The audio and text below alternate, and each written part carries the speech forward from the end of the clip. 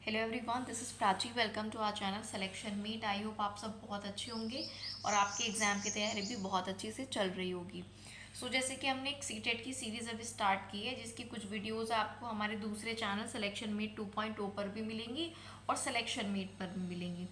कोशिश ये है कि सीटेट के एग्ज़ाम से पहले आपको सीटेट के जो प्रीवियस ईयर क्वेश्चन हैं उनकी अच्छे से प्रैक्टिस करवा दी जाए।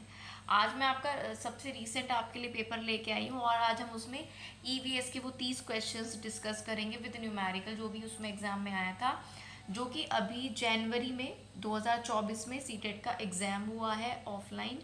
उसका हम ईवीएस का पोर्शन आज यहाँ पर डिस्कस करेंगे। ठीक है, बहुत अच्छे से सारी चीज़ों को समझेंगे।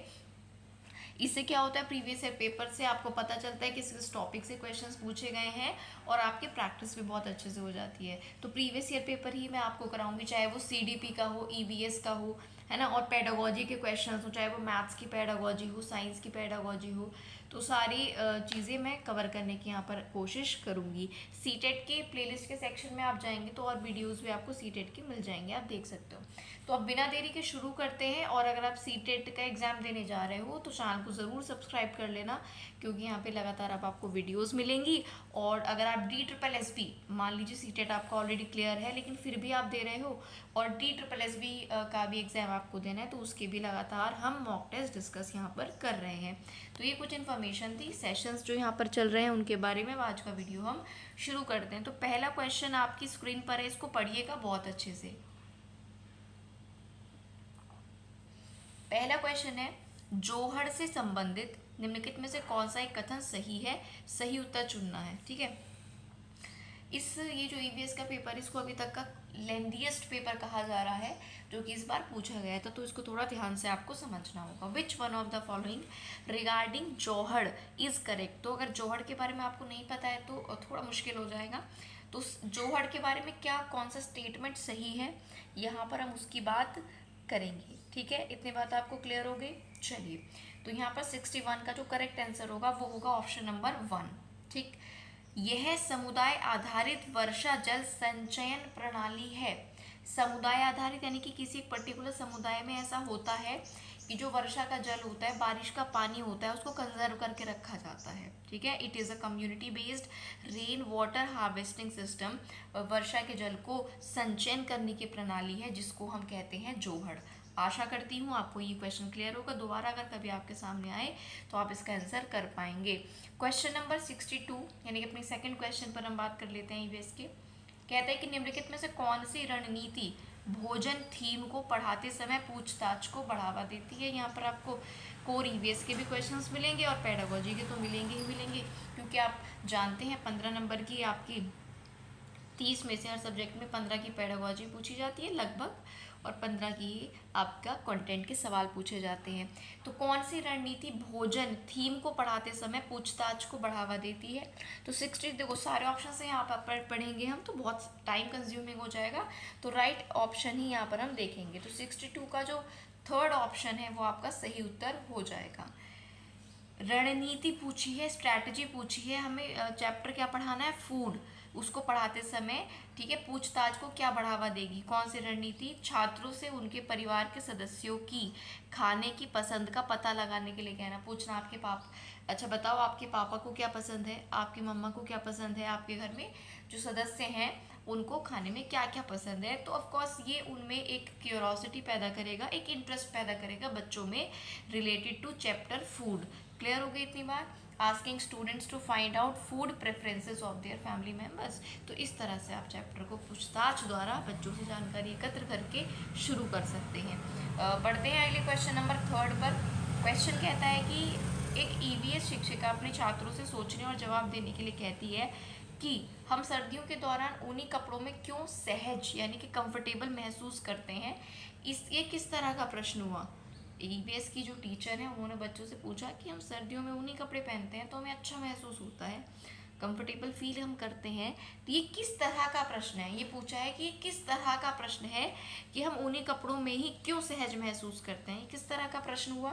ठीक है, तो ये एक विश्लेषणात्मक प्रश्न हुआ, इसको बोला जाता है एनालिटिकल क्वेश्चन। क्वेश्चन क्या था?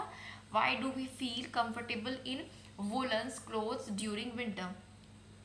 तो एक तरह का ये एनालिटिकल क्वेश्चन है, विश्लेषणात्मक क्वेश्चन है, जिससे बच्चे समझ के थोड़ा सोच कर ये चीज़ें बता पाएँ, ठीक है, विश्लेषण कर पाएँ कि उन्हीं कपड़ों में क्यों हमें आराम मिलता है सर्दियों में, और जो सूती वस्त्र हैं उन, ये क्वेश्चन ऐसे भी हो सकता है, उनमें क्यों आराम मिलता है हमें गर्मी के मौसम में। बढ़ते हैं, तो इस तरह के जो सवाल ये किसी और तरीके से पूछा जा सकता है, इस तरह के सवाल होते हैं विश्लेषणात्मक प्रश्न।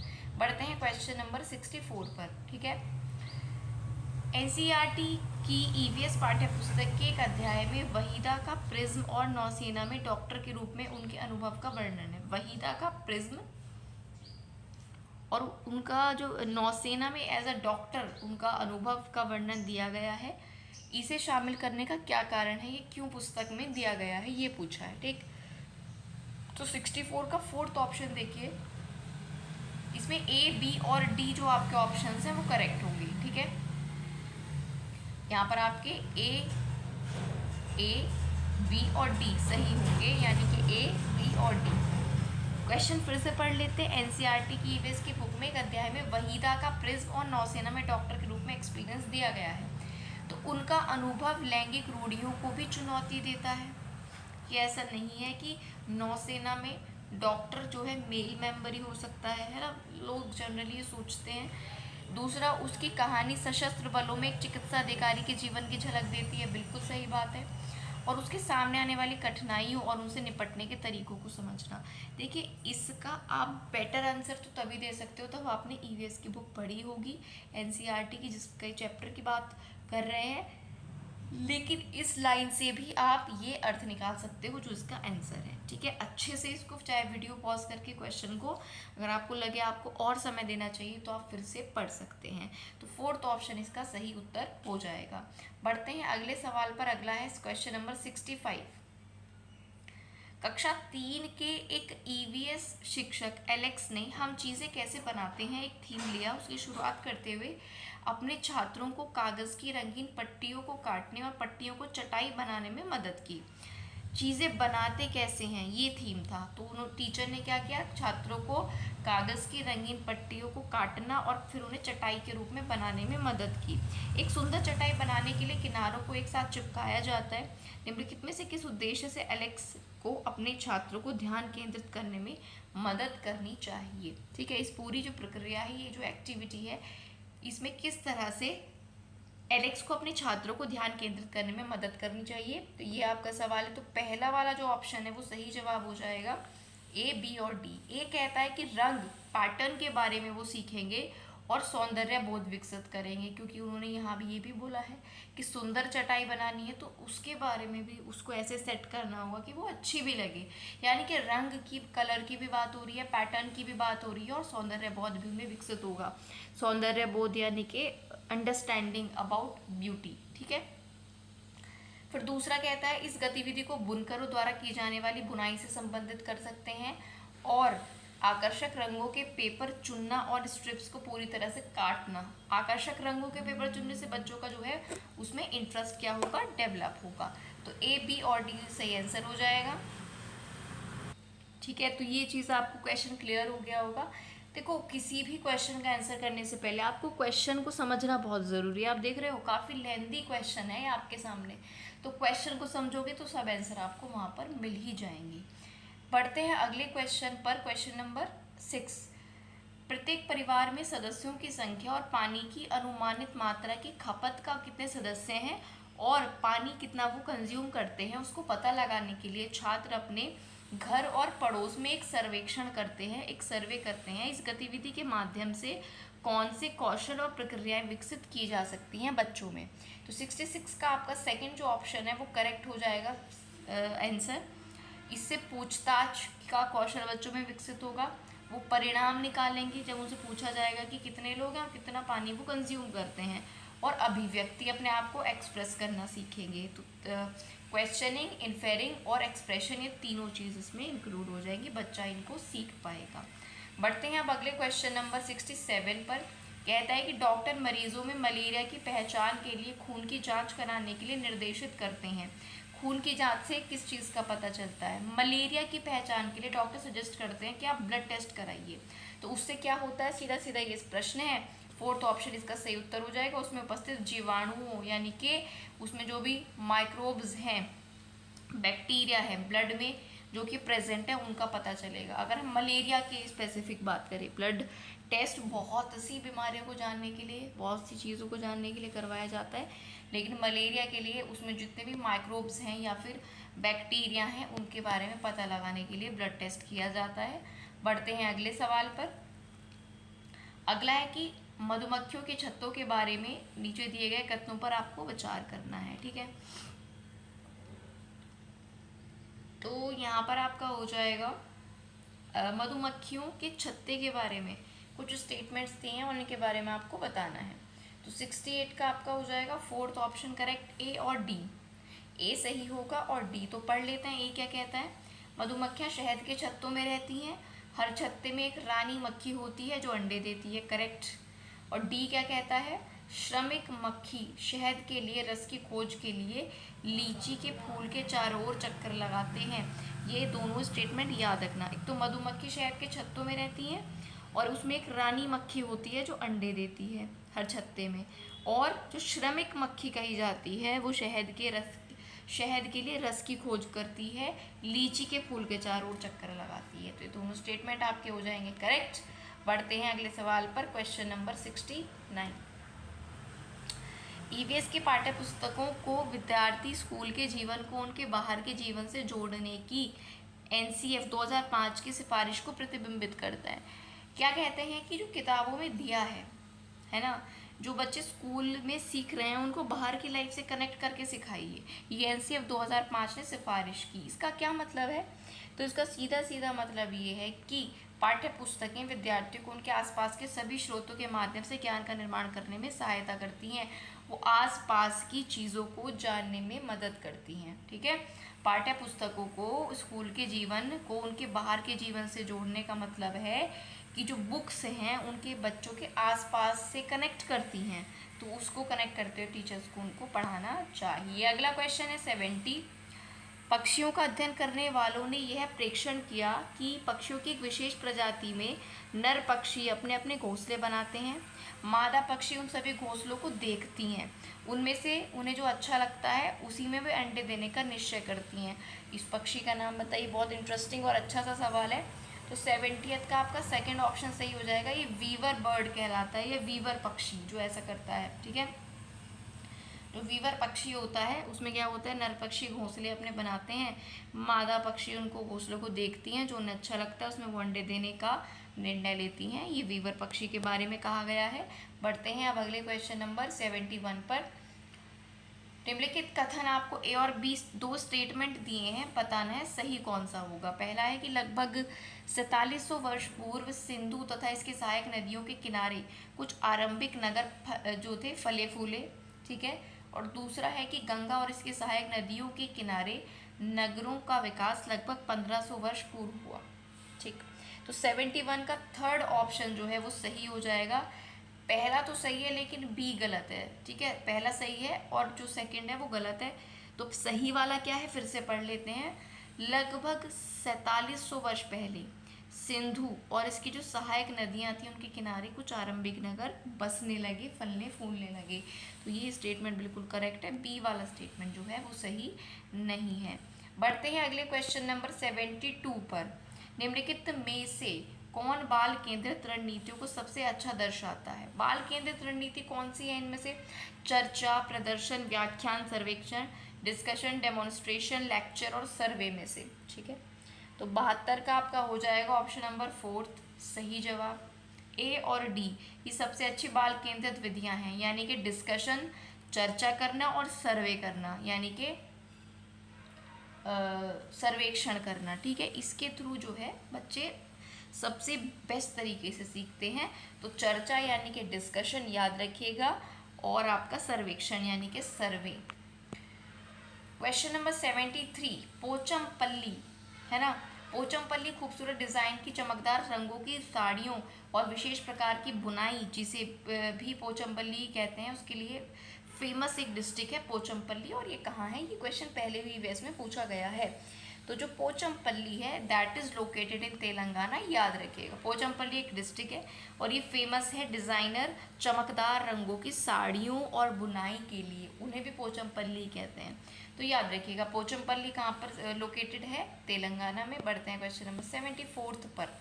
74 कहता है कि सीमा एक ईवीएस शिक्षिका ने अपने छात्रों के लिए चिड़ियाघर एक क्षेत्र भ्रमण यानी कि फील्ड ट्रिप का आयोजन किया। कहाँ पर, जू में, चिड़ियाघर में। तो निम्नलिखित में से कौन चिड़ियाघर की यात्रा के सबसे उपयुक्त उद्देश्य है, क्यों जू में वो टीचर अपने बच्चों को लेकर जा रही है, ये आपसे पूछा है। तो 74 का सेकंड जो है वो सही उत्तर हो जाएगा बी, सी और डी, यानी कि चिड़ियाघर के जानवरों के नाम याद कराना उपयुक्त उद्देश्य एक हो सकता है, लेकिन उपयुक्त क्या होगा, जानवरों से संबंधित अवधारणाओं को वो कनेक्ट कर सके, जो उन्हें पता है उसको सामने से देखकर जोड़ पाएँ, प्रक्रिया कौशल को बढ़ावा देना, प्रोसेस स्किल्स को, और चिड़ियाघर में छात्रों को सीखने का आकलन करवाना, ये जो है इसके मेन उद्देश्य हैं चिड़ियाघर पर या जू में फील्ड ट्रिप कराने का। एक तो जानवरों संबंधी जो पहले से बच्चों ने सुना है उसे वे देखकर समझ पाएंगे। दूसरा अपने प्रोसेस स्किल्स है ना, समझने की शक्ति है, चीज़ों को वो बढ़ा पाएंगे। और आकलन, सीखने का आकलन बच्चे वहाँ पर कर पाएंगे। क्वेश्चन नंबर 75 पर आ जाते हैं। एक ईवीएस शिक्षिका ने अपने छात्रों को जानवरों के बारे में पढ़ाया और उन्हें निम्नलिखित कार्य करने के लिए कहा। तो अगर आप कोई शिक्षिका हैं, आप एक टीचर हो ईवीएस के और आपने बच्चों को एनिमल्स के बारे में बताया है, तो आप उन्हें क्या कार्य करने के लिए कहेंगे। सीधा सीधा प्रश्न आपसे ये है, ठीक है। तो आप उन्हें जानवरों को परिभाषित करने के लिए कहेंगे, ठीक है। ऐसे कहोगे क्या कि जानवरों को परिभाषित, तो देखो परिभाषा पे कभी आपका जोर नहीं होता है। अच्छा, क्वेश्चन में एक बार क्वेश्चन को फिर से पढ़ते हैं, पूरा हम नहीं पढ़ पाए, हमने कुछ मिस कर किया है। टीचर ने बच्चों को जानवरों के बारे में पढ़ाया और उन्हें ये कार्य करने के लिए कहा। फिर आगे पूछ रहा है कि इनमें से कौन सा प्राथमिक स्तर के छात्रों के लिए उपयुक्त नहीं है। अब पेपर 1 का ईवीएस पोर्शन है, ईवीएस पेपर 1 में आती है, तो प्राथमिक स्तर के बच्चों की बात होगी। तो ठीक है, परिभाषा भी बच्चों को याद करनी होती है किसी भी चीज़ की, लेकिन प्राइमरी लेवल पर परिभाषित करना is not important. Primary level पर तो कौन सा उपयुक्त नहीं होगा कि जानवर को परिभाषित करो। बाकी आसपास के अपने जितने जानवर आपने देखे हैं उनके नाम बताइए, क्या क्या एक्टिविटीज़ आपने जानवरों को बच्चों करते हुए देखा है उनके बारे में बताओ, है ना। और अवलोकन के आधार पर उनको श्रेणियों में डिवाइड करो। तो इस तरह से आप कर सकते हो, लेकिन परिभाषित करने के लिए आप बच्चों को वहाँ पर फोर्स नहीं कर सकते या बोल नहीं सकते। नॉर्मल चीज़ें ही आप उनसे पूछ सकते हैं प्राइमरी लेवल पर। अगला क्वेश्चन है, हरियाणा के सीमांतवर्ती राज्य कौन से हैं, टेरिटोरियल स्टेट्स ऑफ हरियाणा। तो 76 का फर्स्ट ऑप्शन लगा लीजिएगा।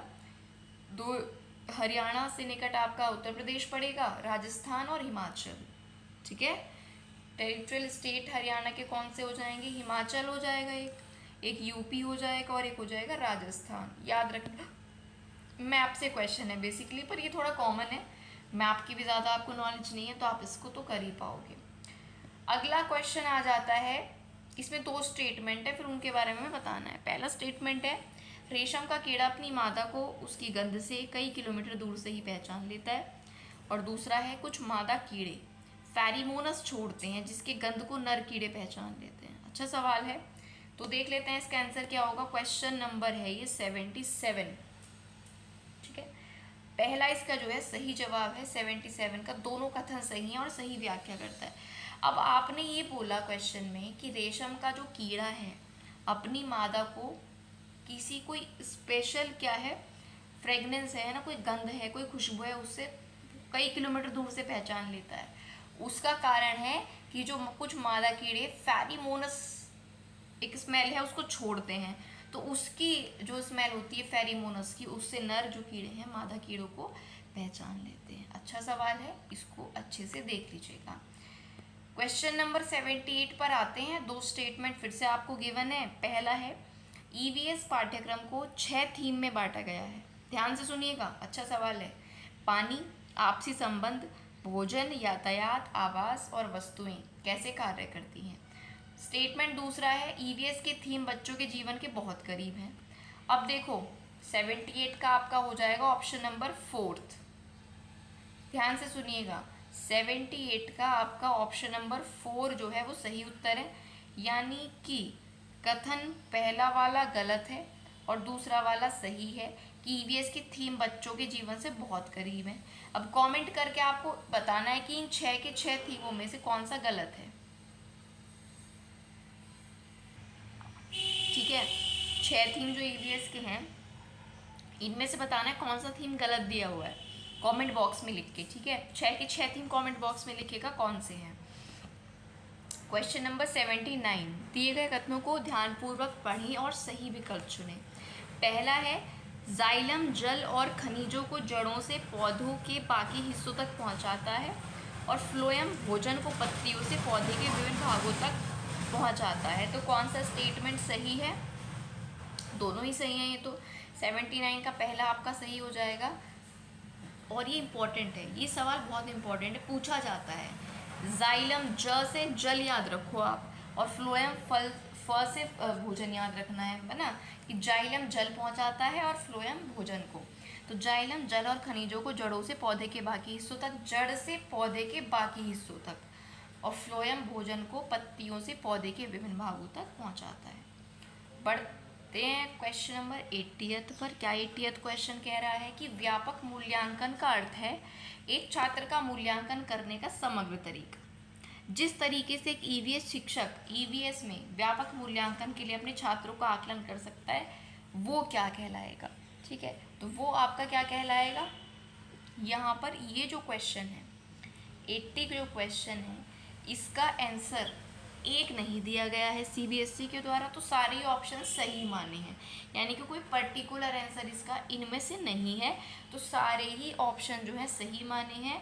ठीक है, तो इस क्वेश्चन को हम यहाँ पर देख लेते हैं। व्यापक मूल्यांकन के अंतर्गत पूछा है कि व्यापक मूल्यांकन होता है एक छात्र का समग्र मूल्यांकन करना। तो ईवीएस शिक्षक व्यापक मूल्यांकन के लिए अपने छात्रों का आकलन कर सकता है, वह होगा शिक्षकों का अवलोकन, अर्धवार्षिक और वार्षिक परीक्षा। इनमें से कोई परफेक्ट एग्जाम जो है आंसर नहीं था, तो सभी जो है सही दिए हैं सीबीएसई ने आंसर। अगले क्वेश्चन पर आ जाते हैं 81। रवि ने एक गिलास में जल लिया, उसमें उसने कुछ साबुत नींबू डाल दिया, साबुत नींबू गिलास के पानी में। फिर उस गिलास में बहुत सारा नमक डाल दिया, आधा चम्मच एक बार में। कुछ समय पश्चात वो क्या पाएगा?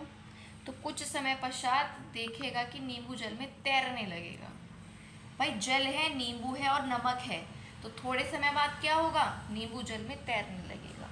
81 का second option is the right answer. अगले पर आते हैं। निम्नलिखित में से कौन सा समूह प्राथमिक स्तर पर ईवीएस के थीम्स को दर्शाता है? प्राइमरी लेवल पर ईवीएस के इनमें से कौन से थीम है ये आपसे पूछा है। तो फोर्थ ऑप्शन देखेगा, उसमें आता है आपका आवास, शेल्टर, यात्रा, ट्रेवल, चीज़ें जो हम बनाते हैं और करते हैं, things we make and do. तो ये तीनों आते हैं बिल्कुल ईवीएस के थीम में प्राइमरी लेवल पर, आवास, यात्रा, चीज़ें जो हम बनाते हैं और करते हैं। पढ़ते हैं क्वेश्चन नंबर 83 पर।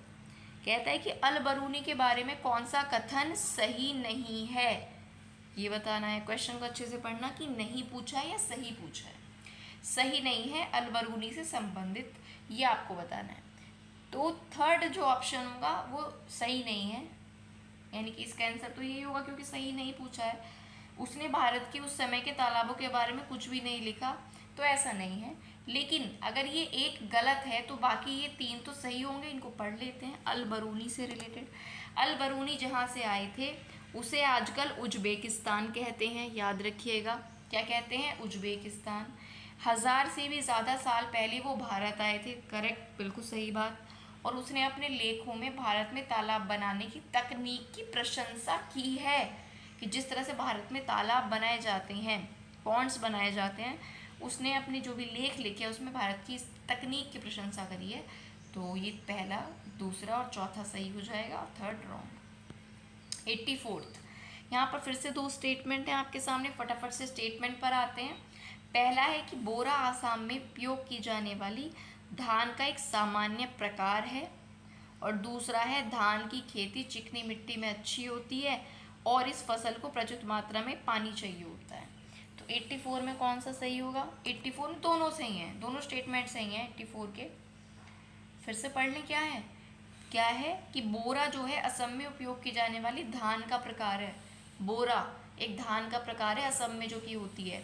दूसरा क्या है कि धान की खेती चिकनी मिट्टी में अच्छी होती है और उसको बहुत मात्रा में पानी भी चाहिए होता है। तो याद रखना, अच्छा क्वेश्चन था ये भी और जनरल ही एक पर्सपेक्टिव से क्वेश्चन था। अब आ जाते हैं 85th पर, जो कि एक न्यूमेरिकल टाइप का बहुत इजी सा। देखो ईवीएस में जो न्यूमेरिकल आपसे पूछा जाता है ना, वो सीधा सीधा फॉर्मूला बेस्ड होता है।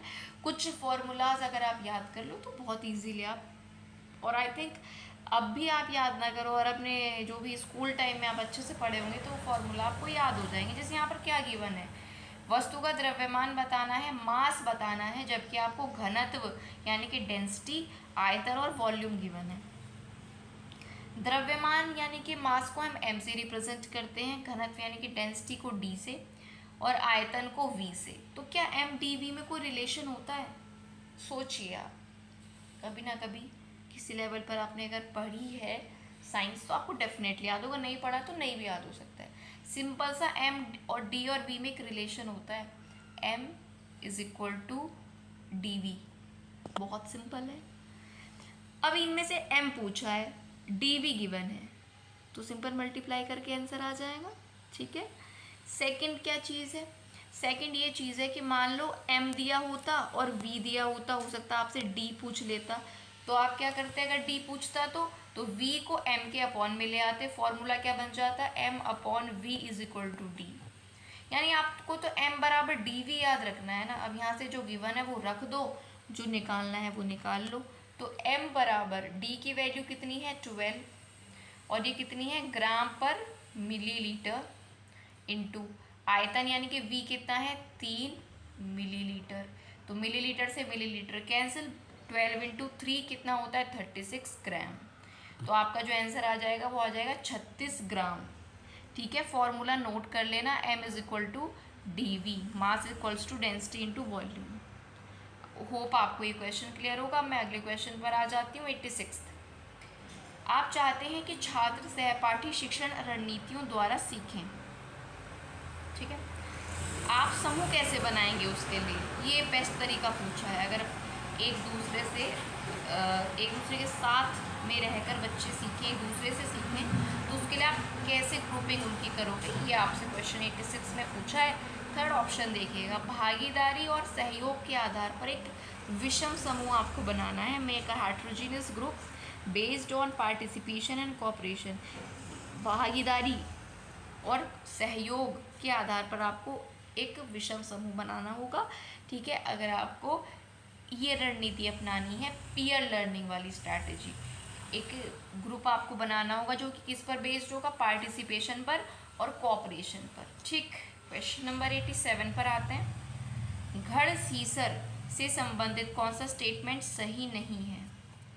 अब ये घड़ सीसर क्या है तो देख लेते हैं। 87 का आपका फोर्थ ऑप्शन जो है ये इसका सही उत्तर है, क्योंकि ये सही नहीं है। तो घड़ सीसर जैसलमेर राजा घड़सी ने बनवाया था। ये लगभग 650 साल पहले बनाया गया था और ये 9 तालाबों से जुड़ा हुआ था। तो 3 बातें पता चल गई ना घड़ सीसर के बारे में। क्या ये आज भी प्रयोग में है, ये गलत बात है, ये गलत ही बात पूछी थी। घड़ सीसर जैसलमेर के राजा घड़सी ने बनवाया था। ये लगभग 650 साल पुराना है या पहले बनाया गया था और ये 9 तालाबों से जुड़ा था। इस टाइप के क्वेश्चंस थोड़े से आप कह देते हैं और होते भी हैं आउट ऑफ द बॉक्स, कि इस तरह की बातें कहाँ से याद करें, है ना। तो सब क्वेश्चन तो सही नहीं होते एग्ज़ाम में और सब चीज़ें आप कवर भी नहीं कर पाते, क्योंकि ईवीएस इतना ब्रॉड है, इसमें बहुत चीज़ें लगभग हर सब्जेक्ट से क्वेश्चन पूछा जाता है। चलो अगला क्वेश्चन है असर्शन और रीज़न का, देख लेते हैं अभी कथन और कारण से। क्या कहता है कि कथन कहता है थीम परिवार और मित्र, फैमिली एंड फ्रेंड्स, ईवीएस में एक प्रमुख थीम है और पौधों और जानवरों को परिवार और मित्र के उप थीम के रूप में प्रस्तुत किया जाता है। कारण क्या है कि थीम के द्वारा मनुष्य और जीवन के अन्य रूपों की अन्योनाश्रितता पर प्रकाश डाला गया, यानी कि सब एक दूसरे पर अन्योनाश्रित मतलब डिपेंड है। तो यहाँ पर देख लेते हैं 88 का पहला जो उत्तर है वो बिल्कुल सही है। अभिकथन और कारण दोनों सही हैं और ये इसी का कारण है, इसी कथन का ये कारण भी बिल्कुल ठीक है। क्या? थीम के द्वारा मनुष्य और जीवन एक दूसरे से कैसे आश्रित हैं वो बताया जाता है, और परिवार और मित्र जो प्रमुख थीम है उसको पौधों और जानवरों और परिवार और मित्र के उप थीम में क्या कर दिया गया है, बांट दिया गया है। ठीक है, उनको क्या बनाया गया है, सब थीम बनाए गए। दोनों स्टेटमेंट सही हैं। ठीक है, तो पहला ऑप्शन करेक्ट हो जाएगा। क्वेश्चन नंबर 89 आपसे कह रहा है, इनको फिर से पढ़िए, फिर असर्शन रीजन का सवाल है। कहता है कि हम अधिक ऊंचाई की तुलना में समुद्र तल पर आसानी से खाना पका सकते हैं। कारण क्या दिया है इसका? अधिक ऊंचाई पर पानी का क्वथनांक बढ़ जाता है।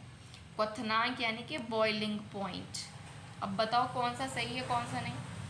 ठीक है, तो भाई ये तो बात गलत कह दी इन्होंने कि अधिक ऊंचाई पर पानी का क्वथनांक बढ़ जाता है।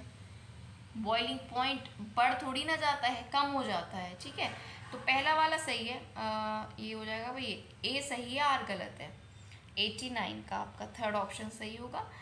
अधिक ऊंचाई की तुलना में समुद्र के तल पर खाना आसानी से बन सकता है। क्यों? क्योंकि ऊंचाई पर बॉइलिंग पॉइंट कम हो जाता है, और यहाँ पर क्या लिखा है, बढ़ जाता है, तो इसलिए गलत हो जाएगा। लास्ट क्वेश्चन पर आ जाते हैं। लास्ट है कि कक्षा 5 की ईवीएस शिक्षिका नीना अपने छात्रों को एक समूह असाइनमेंट देती है, ग्रुप असाइनमेंट, कि उन्हें पास की कृषि फार्म्स का दौरा करना है और कृषि के दौरान किसानों द्वारा उपयोग की जाने वाले जो उपकरण हैं और उनके द्वारा जो पकाई जाने वाली फसलें हैं उनके बारे में जानकारी एकत्र करनी है कि वो क्या क्या उपकरण यूज़ कर रहे हैं, कौन कौन सी फसलें उगा रहे हैं। उन्हें फ़ोटो भी कलेक्ट करके रिपोर्ट तैयार करनी है। ये कौन सी प्रक्रिया, कौशल और सीखने का संकेत है? क्या इससे बच्चे क्या सीखेंगे? सीधा सीधा सवाल ये है। प्रश्न करना सीखेंगे, ऐसा क्यों हो रहा है, ये ही उपकरण क्यों यूज़ किया जा रहा है, वो अपने आप को एक्सप्रेस करना सीखेंगे, अभिव्यक्त करना, और परिणाम निकालना सीखेंगे। ठीक है, तो ये बिल्कुल पहला वाला ऑप्शन आपका सही हो जाएगा। कक्षा 5th के बच्चे के ऊपर ये बात कही जा रही है, और कौन कौन से कौशल उनमें विकसित होंगे, प्रश्न पूछना, अभिव्यक्ति करना और परिणाम निकालना। ठीक है, तो चलिए अब यहाँ पर हमारा ईवीएस का सेक्शन तो हो जाता है कंप्लीट। आपको सारी चीज़ें कराऊंगी मैं, हिंदी भी, चाहे हिंदी हो या फिर सीडीपी हो। सीडीपी का सेशन एक करा दिया है बहुत अच्छे तरीके से, और एक सेशन में कम से कम 30 क्वेश्चन तो हम करते ही हैं। बाकी अगर पॉसिबल हुआ तो ज़्यादा क्वेश्चंस की बड़ी क्लास भी हम कर लेंगे। ठीक है, तो वीडियो अच्छा कैसा लगा आपको कमेंट करके बताना। ये कौन से सब्जेक्ट को आपको सीटेट के लिए पढ़ना है ये भी कमेंट बॉक्स में आप लिख सकते हो, या पेडागोजी ही पढ़नी है किसी स्पेसिफिक सब्जेक्ट की तो वो भी लिख देना। क्लास कैसी लगी ज़रूर बताना, और अगर कुछ भी क्लास से आपके काम आया है तो प्लीज़ वीडियो को आप लाइक कर दीजिए। आगे वीडियोज़ आपको देखनी है तो चैनल को सब्सक्राइब करके बेल आइकन प्रेस कर लेना, जिससे डायरेक्टली जब भी वीडियो आती है आपको नोटिफिकेशन मिल जाए। ठीक, बाकी अगर आपके और भी लोग फ्रेंड्स जो हैं सीटेट की प्रिपरेशन कर रहे हैं तो उनके साथ ये वीडियो आप ज़रूर शेयर करें। आपके जो भी फीडबैक्स हैं उनका वेलकम है, कमेंट बॉक्स में आप लिख सकते हो। ठीक है, और बाकी जो DSSS की तैयारी कर रहे हैं उनके लिए भी क्लासेस चल रही हैं, सीटेट के लिए भी चल रही हैं। प्रीवियस ईयर क्वेश्चन हम यहाँ पर डिस्कस करेंगे टिल एग्ज़ाम। तो चलिए फिर आज की वीडियो में इतना ही रखेंगे, नेक्स्ट वीडियो में मिलेंगे, तब तक के लिए आप पढ़ते रहिए। Thank you.